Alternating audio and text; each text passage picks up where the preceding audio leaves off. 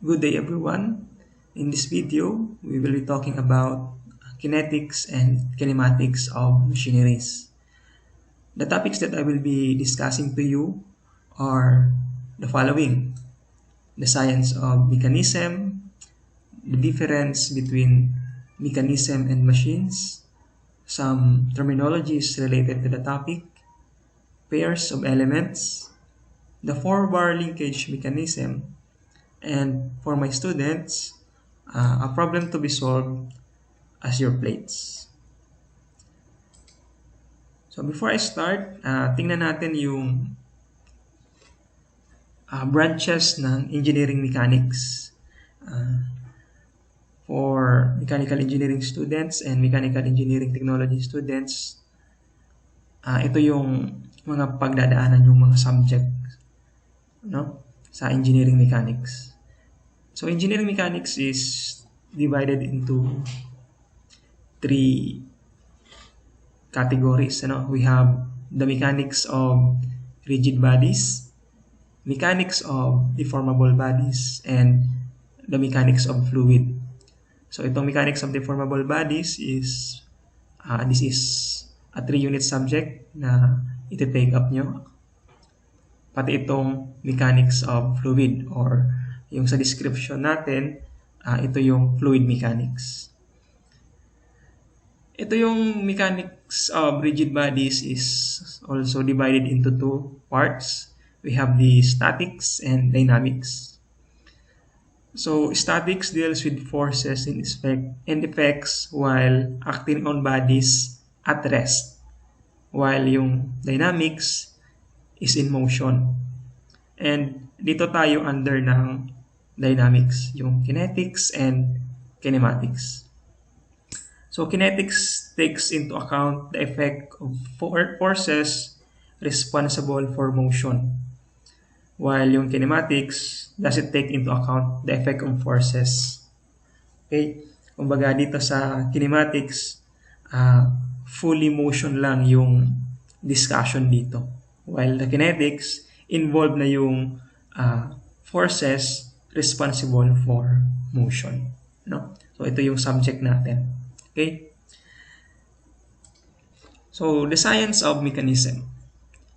So in designing a machine, or in studying the design of an existing machine, so two distinct but closely related divisions of problem yung kailangan nating ay yung nandun. Yung nandun?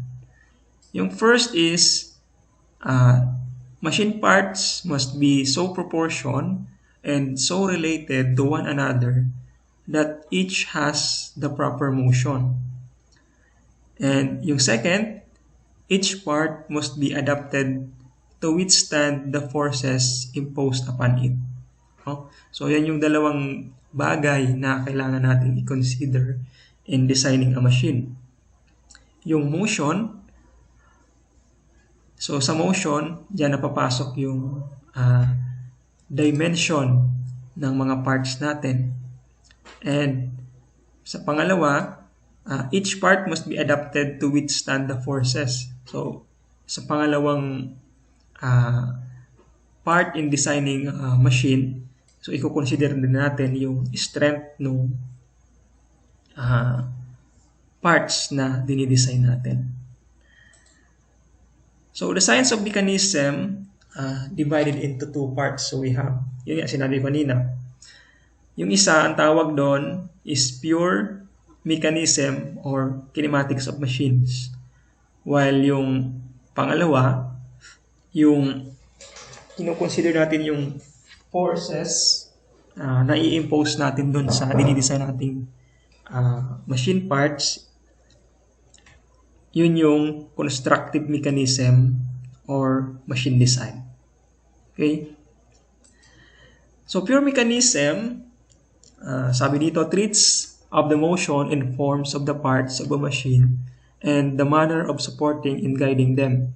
So dito, independent of their strength.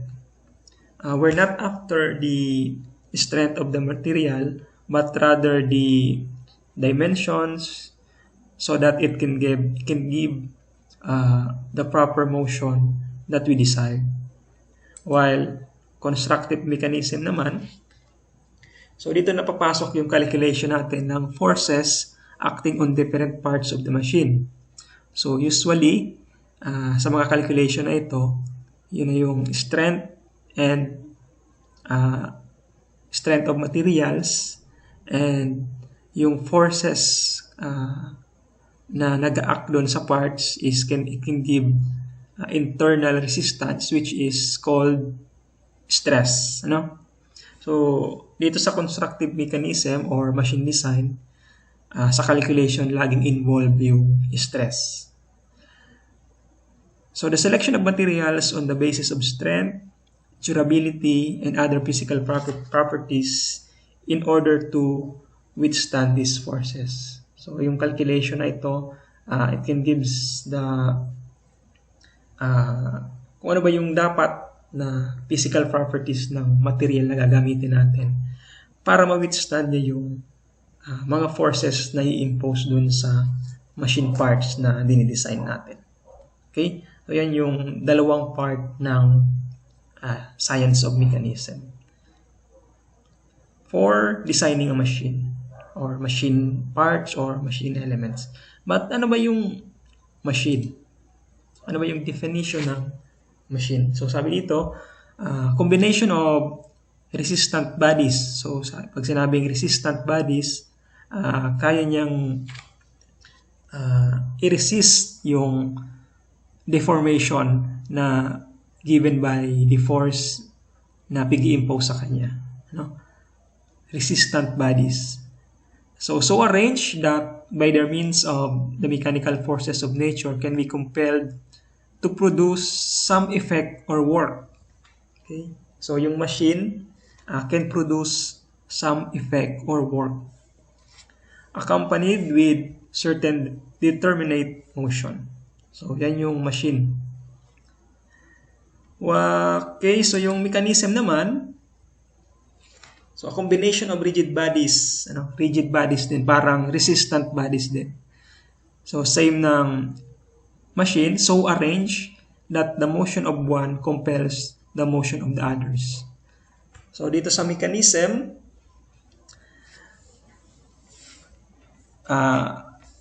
it transmits and modifies a motion.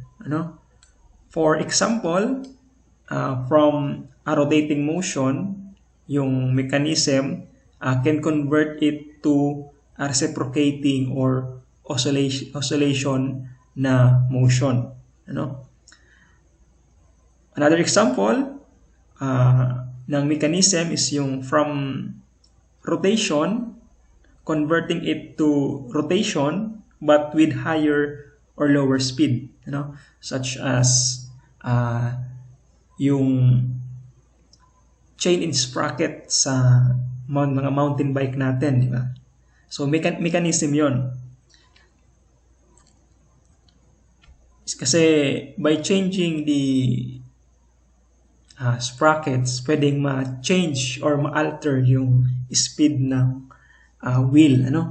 So that's an example of mechanism that transmit and modifies a motion. Okay? But ano ba yung pinagkaiba? Ano ba yung pinagkaiba ng machine sa mechanism? So by the way, ito pala yung example ng mechanism. A FourBar mechanism.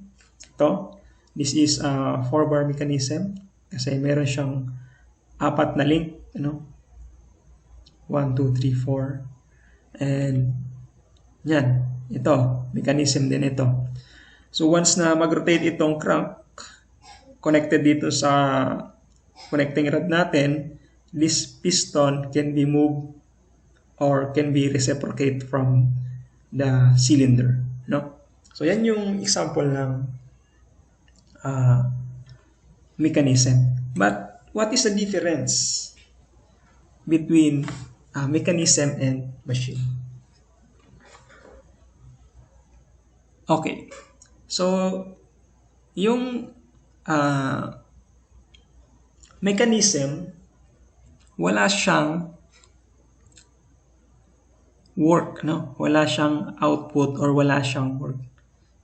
Mechanism, yung mga elements and parts niya, may mga relative motion lang, and it's either natatransmit or nababodify niya yung motion. So that is the mechanism. Okay? So kapag yung mechanism natin is nakagawa na ng output or nagkaroon na ng work, so it is the time that it can be considered as machine. No? So yung mechanism, wala siyang output or wala siyang work. While yung machine is a mechanism pa rin, but with work na siya. Yan. For example, in example ko na lang kanina, yung chain and sprocket mechanism ng bicycle. So once na na-move siya, so mechanism yon. But when you ride it and na-transfer ka na from one location to another, so that is the time na pwede na siyang matawag as machine. Okay? So some terminologies here is structure. Structure. Structure is an assembly of a number of resistant bodies din, meant to take up loads. But dito sa structure, no relative motion between the members. So ang example nito is yung mga trusses natin, example ng structure. So may mga elements siya as assembled and resistant bodies din ito, but no relative motion between the members. And ang tawag sa kanya is a structure. So another term is yung particle. Particle is an infinitesimal part of a body. So it may be represented on a drawing by a point and is often referred to as a point. So a line on a body may be thought as a series of continuous particles arranged in a line. So, yeah. Another term is rigid body. Rigid body. So, kanina pa natin yan dinidiscuss. Resistant bodies, rigid bodies. So, ano ba ito? Rigid body, one whose component particles remain at a constant distance from one another. That is, the body is assumed not to suffer any distortion by the forces they may act on it. So, itong rigid body is an ideal body. Ideal body for analysis purposes. So, itong rigid body, ito yung mga bodies na kahit anong force ang i-apply natin, walang distortion or walang deformation na pwedeng mangyari sa kanya. Kaya nga tinatawag siyang ideal body kasi hindi naman talaga siya nag-i-exist kasi any body or any materials can be suffer from distortion kapag inabot na yung limit niya. But for analysis purposes, rigid body is ginagamit natin. Okay? So, next is driver and follower. So, driver, kung meron tayong pair of element, kung sino yung nagkakos ng motion, siya yung driver. And the one whose motion is affected, syempre, siya yung follower. Okay? Modes of transmission. So, paano ba natatransmit yung motion? Halimbawa, sa driver and follower, paano natin matatransmit yung motion ng driver to its follower? So, it's either by direct contact. Kapag may direct contact yung dalawa, so pwedeng matransmit yung motion. It's either sliding or rolling or by intermediate connectors that may be rigid, such as link. or it can be flexible, such as band and belt. Flexible connectors din yon. And or fluid, fluid. Using fluid, a motion can be transmitted also. Okay. So next is kinematic link, Kinematic link. Kinematic link is a rigid piece,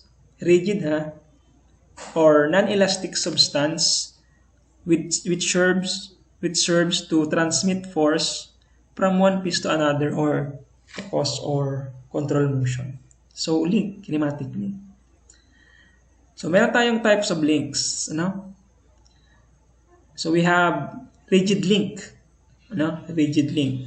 So this is considered also as a rigid body. So rigid link doesn't undergo deformation, Doesn't go under. For analysis purposes lang. Example, connecting rod. Yan, sa connecting rod ng engine, from crank to piston, so may connecting rod. Yung connecting rod is considered as link. And well-designed na siya na para hindi siya mag-undergo ng deformation kahit gaano kalakas yung combustion power natin. So, na-consider siya as rigid. So, dito sa rigid link, meron tayong tinatawag na binary link. Dito sa binary link, merong dalawang vertices, 1, 2. So, ito naman, ternary link, kasi meron siyang 3 vertices, 1, 2, 3. And ito naman, quaternary link, na may 4 na vertices. All this link is considered as a rigid link. Meron din tayong tinatawag na flexible link and fluid link. So dito sa flexible link, from the word flexible, partially deformed link. So example nito, belts, rope, chains, yan, mga flexible link sila. So sa fluid link naman, syempre fluid yung ginagamit natin. Pag sinabing fluid, it's either gas or liquid. But usually liquid. Kasi yung, pwede naman yung gas, but compressible kasi yung gas. But either way, pag sinabi natin fluid can be used to transmit motion. Ginagamit yung pressure or compression only para mag-transmit ng motion. So, pwede din yung vacuum, kagaya ng sa mga hydraulics, but it has lesser power. Kaya usually compression, most of the time compression yung ginagamit para matransmit yung motion, such as jacks and yung mga hydraulic brakes natin. Pag pinush mo yung lever sa brake, di ba? Sa lever or yung pedal sa sasakyan, by pressure, so matransmit yung motion na in-apply natin sa lever papunta dun sa brake pad para mag-slow or mag-stop yung vehicle natin. So, yan yung fluid link. So, aside from link, we have also kinematic joint. So, we have binary, ternary, and quaternary joint. So, sa binary, we have 2 links are connected. Yan, 1, 2. Sa joint na ternary, may 3 link na pwedeng i-connect. And sa quaternary joint, 4 link ang pwedeng ma-connect. So, yan yung mga link, kinematic link. So, combination of link, Yun yung tinatawag nating linkage. Linkage consists of a number of pairs of elements connected by link. So, ang tawag doon is linkage. If the combination is such that relative motion of the links is possible and the motion of each piece relative to others is definite, so the link becomes a kinematic chain. So kagaya nito, may dalawang link, no? And dito yung isang link is nakafix, whereas ito is magi-slide dito, no? So number of pairs of elements ito na connected by links. Kapag definite yung motion dito or may relative motion of the links is possible, and the motion of each piece is relative to others. So itong links na ito or yung linkage na ito, linkage rather, becomes a kinematic chain, no? Kinematic chain. So if the relative motion between them is completely successfully constrained, the pair is known as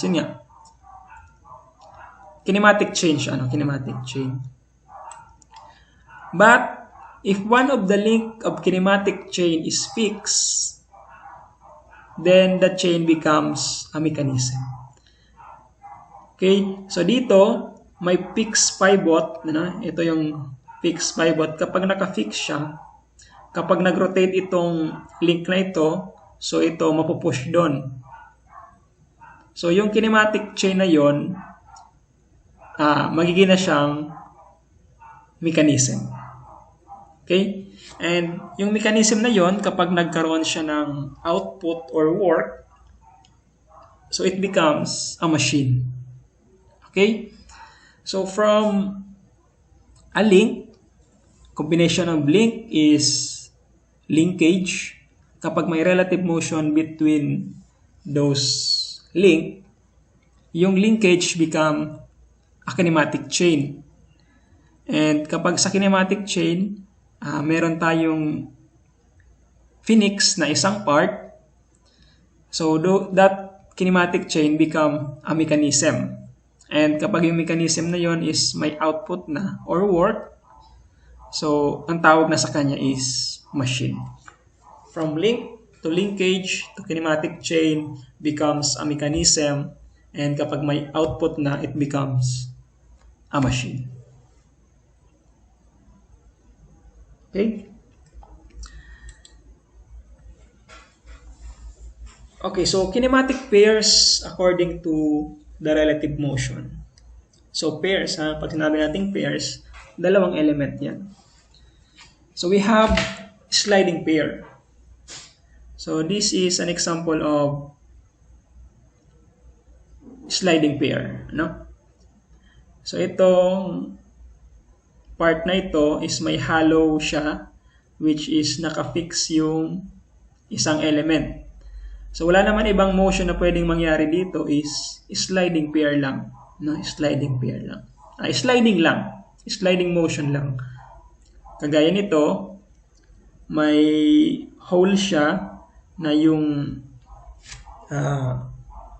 shape is same as dun sa shaft, shaft. So obviously, ang motion na pwedeng mangyari dito sa pair na ito is sliding only. It's either back and forth.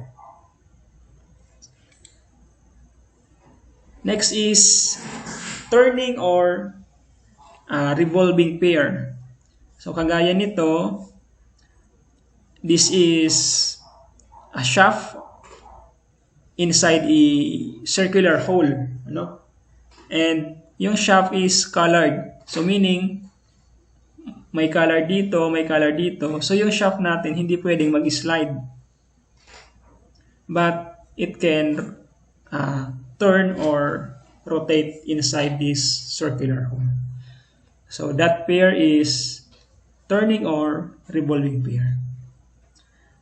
We have also rolling pair. Kagaya nitong bearing, itong bearing na ito. Itong mga ball bearings na ito, so as the inner cage or inner race turn, so itong mga ball bearings natin, kung for example, ball bearing ito, mag-start siya ngayon mag-roll between inner race and the outer race. Yan. So, yan yung rolling pair. Links of pairs have rolling motion relative to each other. Okay, so we have now sliding, turning, and rolling. So another kinematic pairs is yung screw or helical pair.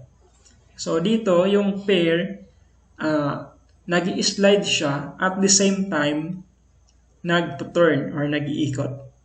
So yung example niyan is ito na nga, mga screws and helical pairs. Kapag nag-turn itong nap, so mag-i-slide siya, it's either to the left, to the right, depende sa rotation. And kapag nag-slide siya, at the same time, nagro-rotate din siya. No?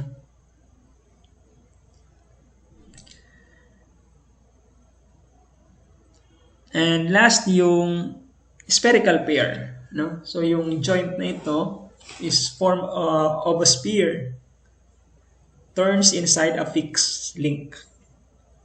So usually ginagamit itong pair na ito for mga universal joints. No? Universal joints.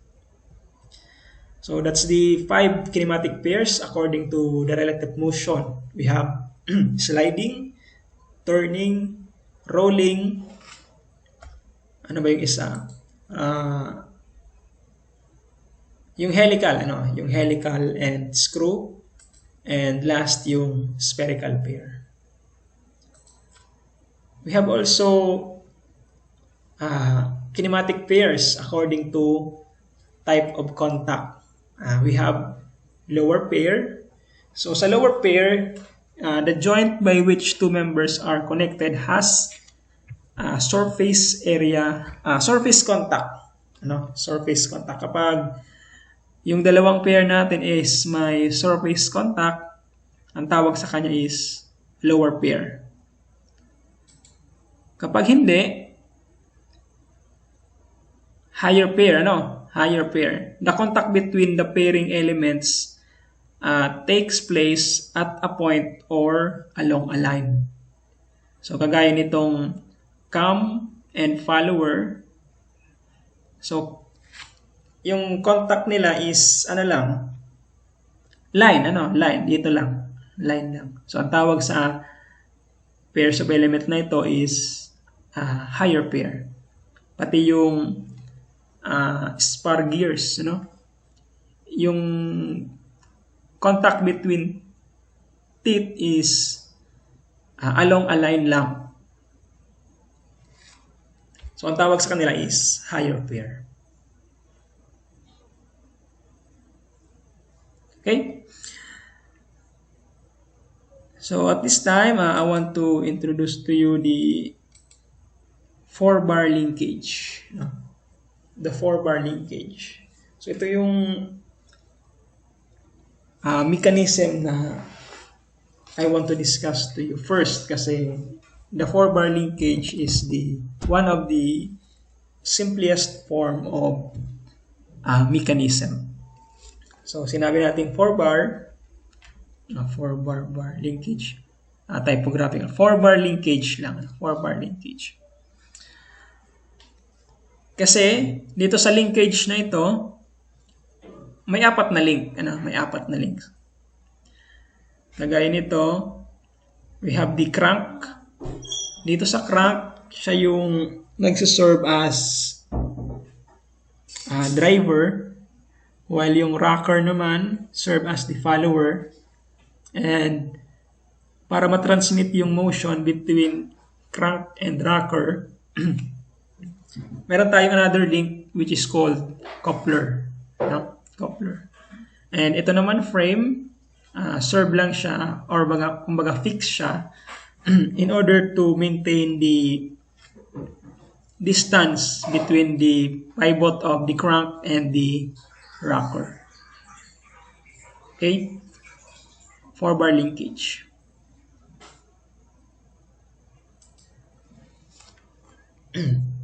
So ito naman, the 4-bar linkage with a sliding member. Sliding member. So alin yung mga link dyan? Yung frame considered as a link. Yung crank is yung crank pala class is a link na nagro-rotate along its pivot, no? Crank ang tawag doon. And usually itong crank is the driver element. Okay? So in this case, 4-bar linkage with sliding member, yung link to natin is the crank. And yung connecting rod is nagserve as a link or rigid link to transfer the motion from the crank. And siya yung link 3, and we have the link 4 as the sliding member. Sliding member. So dito, kung mapapansin nyo dito sa slider crank chain natin, as the crank rotates, matatransfer niya yung motion from the slider. So from rotation, it becomes now reciprocating motion. Reciprocating motion. So itong mechanism na ito, usually ginagamit siya sa mga engine, mga engine. Okay. So this 4-bar linkage, sabi ko nga kanina, this is one of the simplest form of mechanism. Okay? Okay. So for my students, ito yung activity na or ito yung problem na gagawin nyo. For plate number 1, solve the problem by graphical method. So axes Q2 and Q4 are fixed. Fix sila. Q2A is 1.5 inch. We have Q2A. So ang dimension niya is 1.5 inches. And yung connecting rod natin is AB. And yung length niya is 3 inches. And yung rocker or the follower, Q4B, 2 inch naman yung niya, yung distance. And the distance between fixed axis Q2 Q4 is also 3 inches. Okay? Crank 2 is the driver turning counterclockwise. The proportions are such that while 2 makes a complete revolution, so kapag nag-ikot daw itong 2, itong 4 na follower, nag-oscillate siya through a certain angle. Kumbaga kapag nag-ikot ito, yung Q2A natin, yung Q4B is nag-oscillate lang dito. Nagba-back and forth lang siya. Ganyan. While Q2A continues yung rotation niyan. So the problem is, find the two extreme positions of the center line Q4B of crank 4. So yung extreme position niyan, yung extreme right and yung extreme left as the crank Q2A rotates.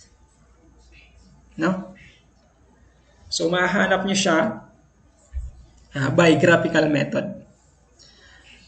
So by showing every position of links for every 30 degrees movement of the driver crank, so pwede nating mahanap yung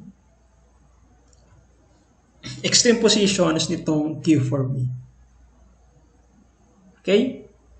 So ito yung gagawin nyo dun sa using the template na binigay ko sa inyo from the previous video. So ito yung gagawin nyo as plate. Okay? So since this is the plate number 1, I will give you some tips how to solve this problem. Okay?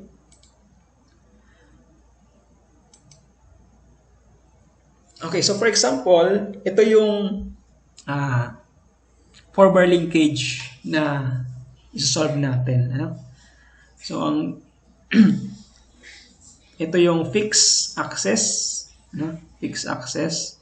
Ito yung crank, connected rod, and the rocker or the follower. Okay? So, tingnan natin, ano? As the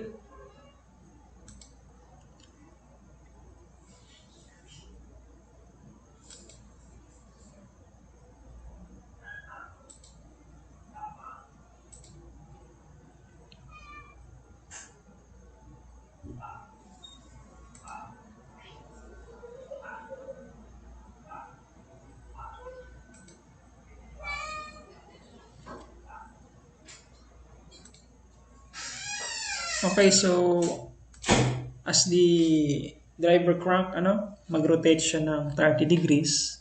So, syempre, mag-move lang siya ng 30 degrees. And ano nga yung magiging position itong connecting rod natin and the follower? So, pwedeng ganyan. And as the move 30 degrees again, okay, so pwedeng ganyan na yung maging position niya. Okay, so another movement from the crank, 30 degrees rotation, counterclockwise. So pwedeng ganyan na yung maging position niya. And then, paano na yung magiging position ng follower natin and the connecting rod? So, pwedeng ganyan na, So, sample lang to, hindi siya ginawa accurately, but to show you the movement of every link in this 4-bar linkage, So, the problem is, ano na yung magiging position na crank natin hanggang makarotate siya ng 360 degrees. And at the same time, paano din yung magiging movement ng follower natin. So, yan yung question. And yung kalalabasan niyan is ganito na. And ganito na. So, as you can see, the driver crank natin, nakapag-rotate na siya ng 360 degrees. And yung follower natin, nakita natin yung extreme positions from right to left as the driver crank rotates. Okay, so dito sa mechanism na ito, yung mga link is nagmo-move lang siya, Nagmo-move lang siya.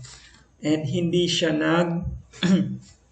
babago ng dimension. So all throughout its motion, hindi nagbabago yung dimensions nila. At the same time, yung mga connections is hindi rin nagbabago. Yung movement lang, yung movement lang. And yan. So yan yung tips na may bibigay ko sa inyo as you solve this plate number 1. Okay? So I think that's all. So if you have any questions, chat nyo na lang sa official group chat natin, and or you can directly send a message to me. Okay? So, thank you very much for your attention.